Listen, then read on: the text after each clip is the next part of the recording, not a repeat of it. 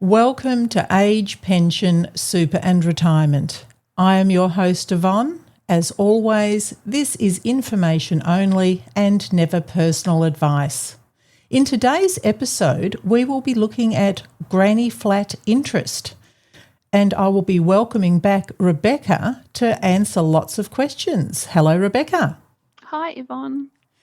Rebecca, this is curious to me. What is granny flat interest or arrangement? The granny flat interest or granny flat arrangement is what Centrelink calls an arrangement between generally an elderly person and a family member. It's an agreement for accommodation for life. So what they've done really, Centrelink has looked at what some families do, what is actually happening in real life, and looking at family arrangements and saying, some of these arrangements, it's really like a housing agreement, and we need to look at this as part of our asset rules and figure out a way to make accommodation for these kind of arrangements. So they've used the term granny flat because that, I guess, it gives some idea as to what they're talking about. So I guess the classic scenario would be that an elderly person pays to build a granny flat on their daughter's property. The daughter owns the property. The elderly parent pays a sum of money to construct the granny flat, and in return, the daughter allows the elderly parent to live in the granny flat for the rest of their life. And Centrelink looks at that and says, well, the elderly person has paid a sum of money or transferred assets in exchange for a right to accommodation. And they look at that, and it's a way of getting around the gifting rules. It's a way of transferring assets without it being captured as a gift. So there's a favourable assessment for somebody's age pension entitlement. That is really interesting. And just to get clear, the phrase interest in this context, what does that specifically mean, that word interest? So it's like when you own a property, you have a right to live in that property. You have an interest in that property. When you make a granny flat agreement or a granny flat interest, the agreement that you've made gives you the right to live in the accommodation. It's a term that shows the agreement that's been made and that the person now has a right to be accommodated, to live somewhere. That's great, Rebecca. And the people that are choosing to do this, other than getting around gifting rules, are there a few reasons, or is it just that why someone may choose to do this? Well, I think it's something that we see happening in a lot of family situations, especially non-Western cultures, but there's a lot of cultures where it's a given that children look after their elderly parents. You invite your elderly parents to live with you when they are not working anymore or they're not capable of looking after themselves anymore. It's something that happens in family cultures where there's an understanding that mum or dad is going to live with us when they're elderly. So formalising that arrangement in this way can help with the Centrelink side of things when that's something that's already going to happen. For some people, it's a way that everyone can be looked after. The younger person who's providing the accommodation receives the money they need to set up the accommodation in the way that they need to. So there's lots of different scenarios where this might happen, and I'll go through some of them. For example, let's say mum's elderly and she can't look after her big house anymore, and say her daughter is happy to have mum live with her, but the daughter's house is not suitable, it's too small or whatever. So she might sell her house and give her daughter a sum of money. The daughter sells her house and takes the proceeds from that and the money from mum and buys a house that's large enough to accommodate both of them and whatever family the daughter has. that's another way that it can happen. Lots of different things that families do, and some of them are going to be captured under this granny flat interest. And when it does, it can be a really helpful way to make sure that the older person gets enough age pension to live on, and the family member is compensated for the accommodation that they're providing to their parent. It's kind of like, in a way, it's sort of like paying rent in advance. So if you've got an elderly parent who's, say, 85 years old, it costs something to provide accommodation for that person for the rest of their life, and you don't know how long that's going to be. Maybe it's going to be 3 years, maybe it's going to be 15 years. Some families might ask the parent to pay rent, actually pay a weekly rent amount, but some would rather get a lump sum of money, which is like rent in advance for the rest of your life. I love that, Rebecca, paying rent in advance. This is getting clearer for me and our listeners too. Can I ask, do you need to be a homeowner to do this? No, you don't. There's a couple of qualifications with that. So I guess that a common scenario that might happen is that an elderly person owns their home, and then it comes to the point where they're no longer able to look after the garden, the maintenance on the home, that sort of thing. So they might either sell their home or transfer the title of their home to their daughter or son. So it may involve a person who owns a home and then sells it or transfers it. For a granny flat interest to be accepted by Centrelink, the older person cannot be an owner or part owner of the property, because in that situation, if you own or part own the property, you don't need an interest. You already have a right to live there.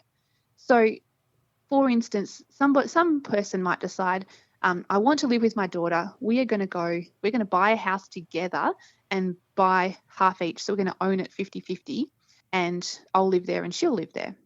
Now, that is not a granny flat interest because they're both co-owners of the property. So the older person, they literally own the house. They don't need to have a granny flat interest. So that would just be a normal homeowner situation.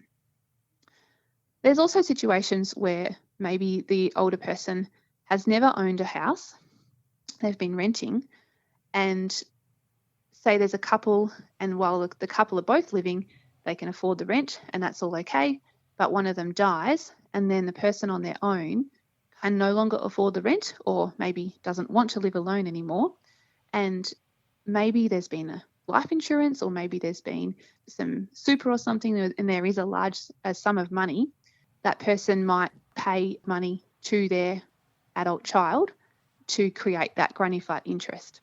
You don't necessarily have to have been a homeowner before when you create a granny flat interest.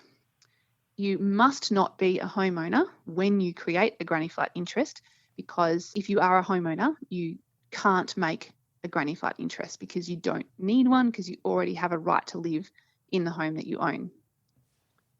That is so interesting, Rebecca. And I understand that this does not always refer to the traditional granny flat in the backyard. What are other examples? Yeah, so here's some different examples. So let's say mum's on her own. She can't manage the big house anymore.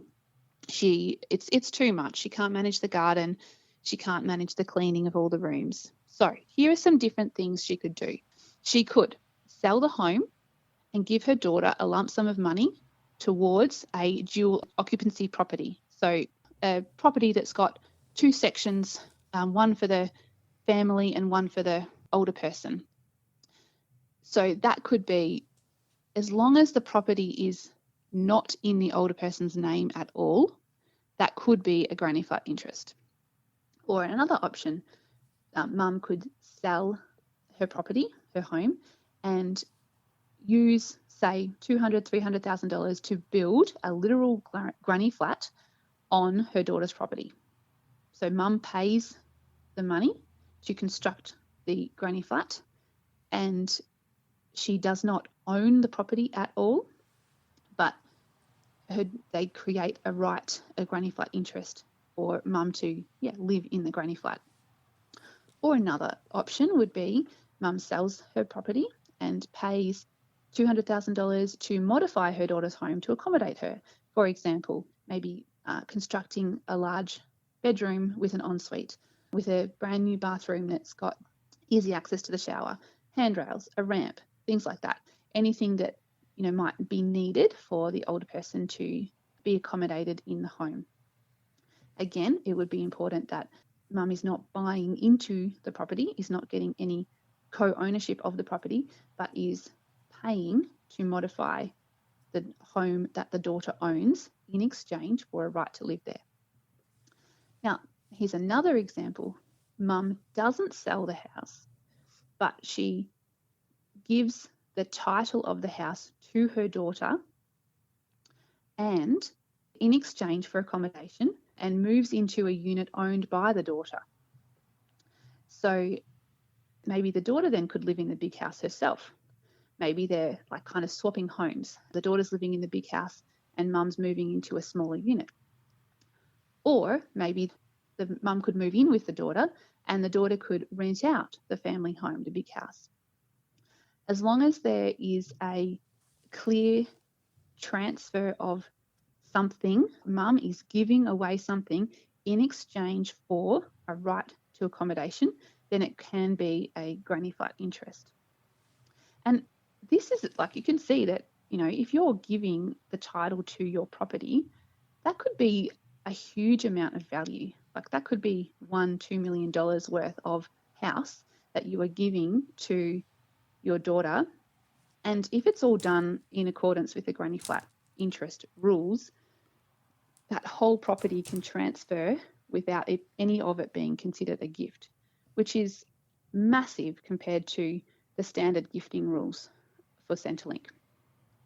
Another scenario could be that mum sells her house and purchases a 2-bedroom unit in her daughter's name that mum will live in by herself. So this can be a granny flat interest because the property that's bought is not in mum's name. She is not an owner of it. And mum is buying a property in her daughter's name in exchange for a right to live in that property or in any other property that the daughter arranges. So that shows there's a lot of different ways, different things that older people can do that could be considered a granny flat interest by Centrelink. That is so interesting and so true about the value can be so high compared to general gifting rules. Fascinating. Thanks, Rebecca. Could you explain the lifetime right to live there?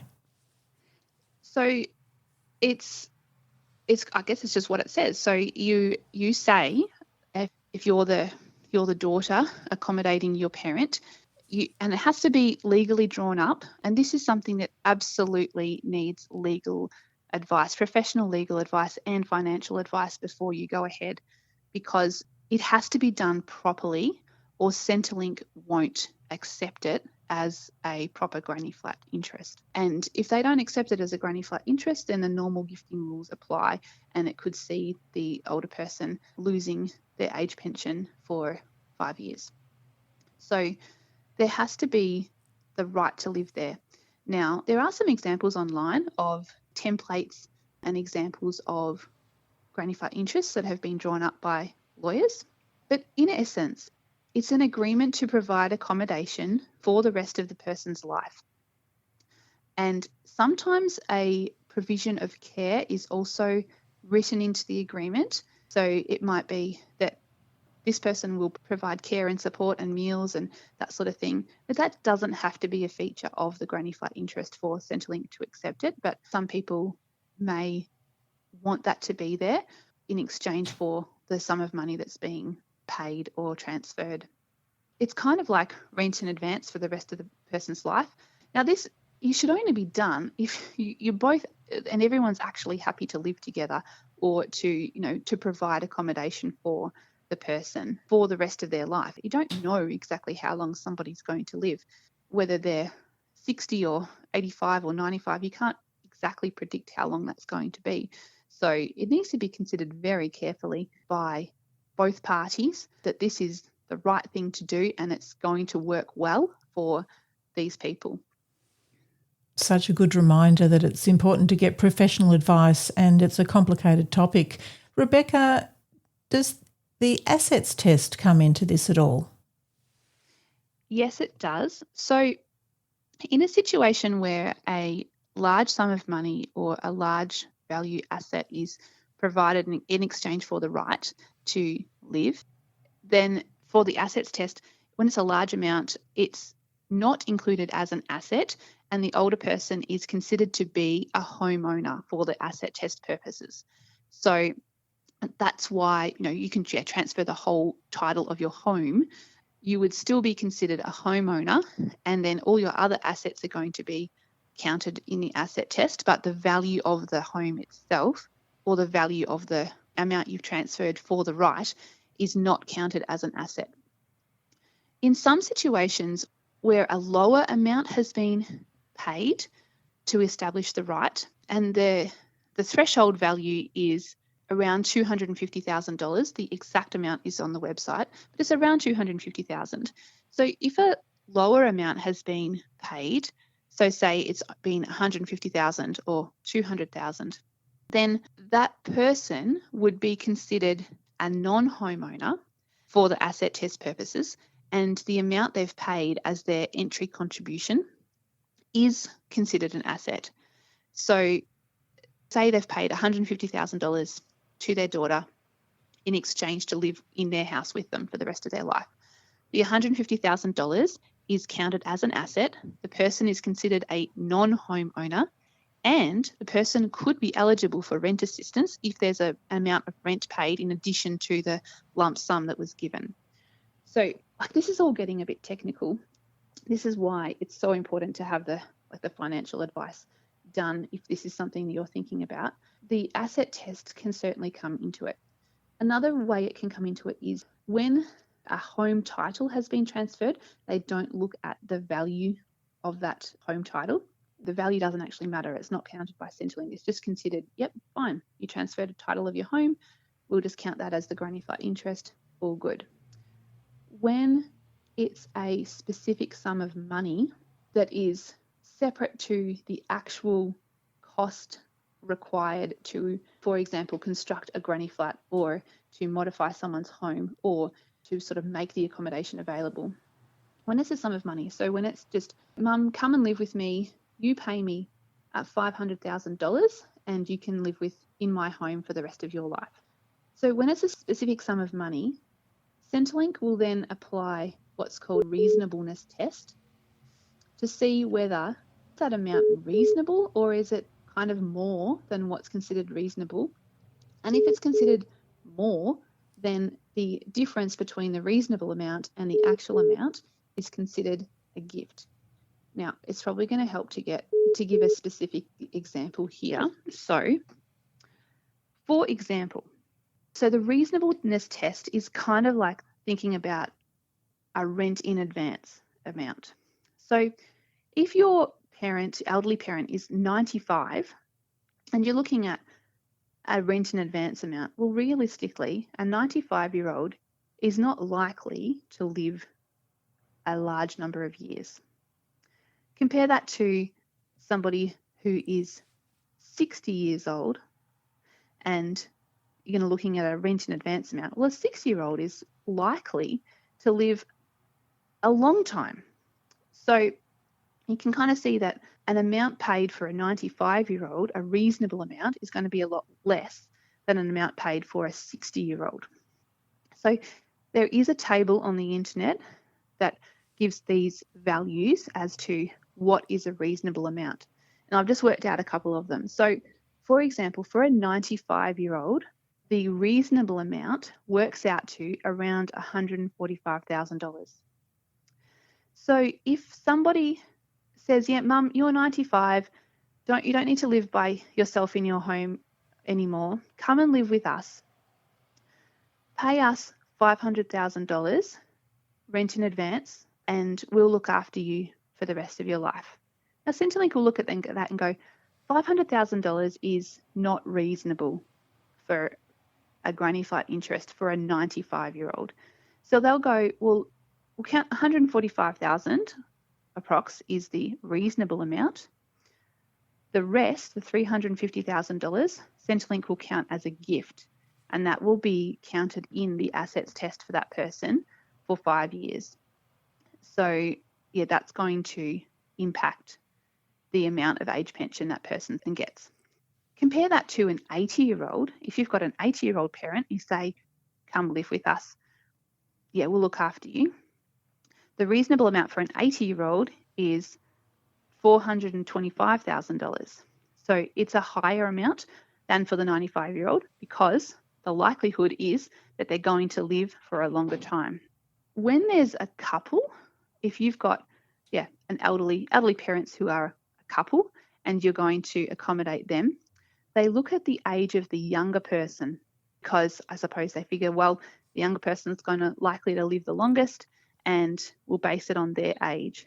So let's say you've got, and I've used this as an extreme example just to show how the numbers work, but let's say you've got a 57 and 67-year-old couple. The 67-year-old's just going to go on to age pension, but they've got a spouse that's 10 years younger. The reasonable amount for that couple is based on the 57-year-old, and that how the maths works, that works out to be $1.2 million as the reasonable amount for a granny flat interest for that couple. So you can see the amounts are hugely different based on the age of the person who is making the interest. This is so interesting, Rebecca, and that there are calculators or tables, it's all starting to fall into place. I'm curious, does it matter if there is a mortgage on the property?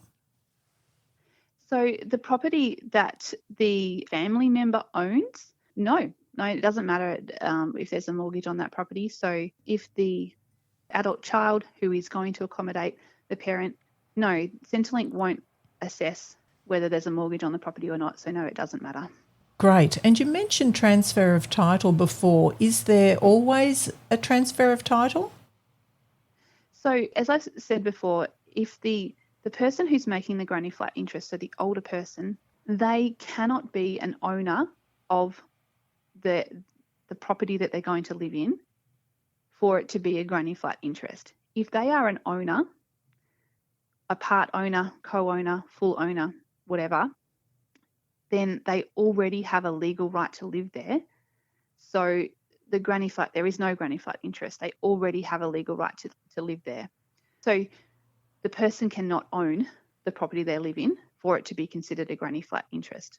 If the person has previously been a homeowner, I guess there'd be two ways to make the granny flat interest. If they sell or transfer title of their property to the family member in exchange for accommodation for life, then yes, that can be considered a granny flat interest. Or if they retain title to their property and move out of it, they could possibly create a granny flat interest somewhere else, but they still own that property that they're not living in anymore. So it's probably going to be like that property is going to be considered an asset and probably would mean that there's no age pension. So the person, if they've been a property owner, they have to not be a property owner anymore for a granny flat interest to be accepted by Centrelink. Super interesting. Rebecca, what happens if aged care needs to be entered into or if the relationship breaks down? Yeah, so when you're going to make a granny flat interest, you need to be thinking ahead to the future. You're setting up a accommodation agreement for the rest of the person's life. And it has to be a situation where it looks like the person is going to be able to live in this home for at least for the next 5 years. If there's a situation where it looks like the person is going to need to go into nursing home care within 12 months or within 2 years, Centrelink won't accept that as a granny flat interest. So if it does happen, if you set up an agreement and then 2 years later, mum has to go into an aged care facility, Centrelink will look at it and go, well, was that foreseeable? Did that look like it was going to happen at the time you made the agreement? And if it was foreseeable, Centrelink kind of go, well, then you're kind of pulling our leg. You've made this agreement to try and get around the gifting rules, get around the system so that the house value is no longer counted as the person's asset. So if it happens within 5 years that the person goes into aged care and it was foreseeable, then they Centrelink basically tear up the Granny Flat agreement and they will apply all the gifting rules. So that could mean that suddenly the person has a large amount of assets again and no age pension and has to pay a lot for aged care. So you have to get advice about this and think about, is this actually going to work in this situation for at least the next 5 years?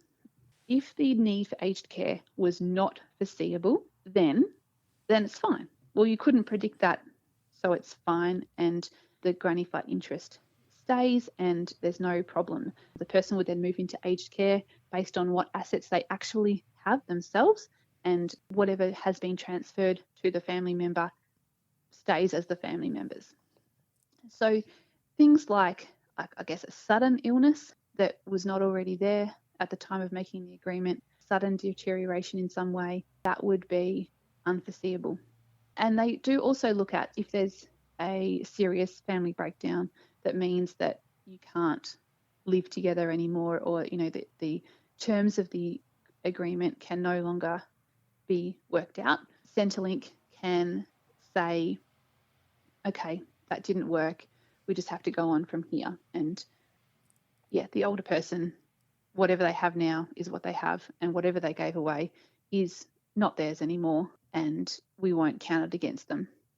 So yeah, there are some provisions for when life happens, I guess, and things don't work out. But if it's anything that could be foreseeable, then it needs to be thought about in advance and considered in the agreement.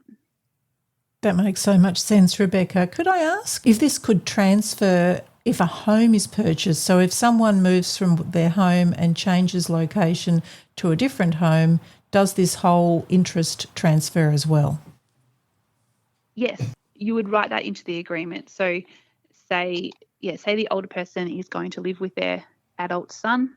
You would write into the agreement that the accommodation must be provided for the older person, even if the younger person decides to move house, like to sell and move house. So you need to make sure you're protected if you're going to make something like this, so that you're not going to be left out on the street.